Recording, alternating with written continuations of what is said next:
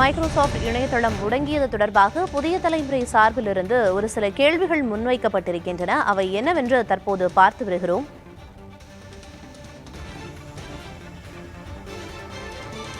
Microsoft இணையதளம் முடங்கியதற்கு யார் பொறுப்பு என்ற கேள்வி புதிய தலைமுறை சார்பாக முன்வைக்கப்பட்டிருக்கிறது. பாதிக்கப்பட்ட சேவைகள் இயல்பு நிலைக்கு திரும்ப தோராயமாக எவ்வளவு நேரம் ஆகும் என்ற கேள்வியும் முன்வைக்கப்பட்டிருக்கிறது. மைக்ரோசாஃப்ட் நிர்வாக இயக்குனர் ராஜீவ்குமாருக்கு மின்னஞ்சல் அனுப்பியிருக்கிறது புதிய தலைமுறை. பாதிக்கப்பட்ட சேவைகளை மீட்டெடுக்க நிறுவனம் சார்பில் என்னென்ன நடவடிக்கைகள் தற்போது வரை எடுக்கப்பட்டுள்ளன உள்ளிட்ட பல்வேறு கேள்விகள் புதிய தலைமுறை சார்பாக மின்னஞ்சல் வாயிலாக அனுப்பப்பட்டிருக்கிறது.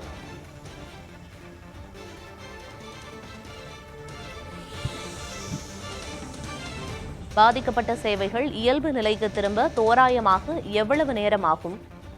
மைக்ரோசாஃப்ட் நிர்வாக இயக்குனர் இந்திய இயக்குனர் ராஜீவ்குமாருக்கு மின்னஞ்சல் அனுப்பியிருக்கிறது புதிய தலைமுறை. பாதிக்கப்பட்ட சேவைகளை மீட்டெடுக்க நிறுவனம் சார்பில் என்னென்ன நடவடிக்கைகள் எடுக்கப்பட்டுள்ளன?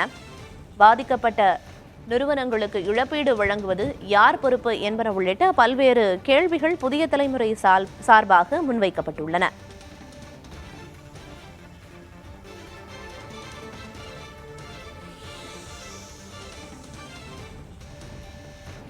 பாதிக்கப்பட்ட விமான சேவை நிறுவனங்களுக்கு இழப்பீடு வழங்குவது யார் பொறுப்பு என்ற கேள்வியும் முன்வைக்கப்பட்டிருக்கிறது. மைக்ரோசாஃப்டா அல்லது கிரவுட்ஸ்ட்ரைக்கா என்ற கேள்வி புதிய தலைமுறை சார்பாக மின்னஞ்சல் வாயிலாக முன்வைக்கப்பட்டிருக்கிறது.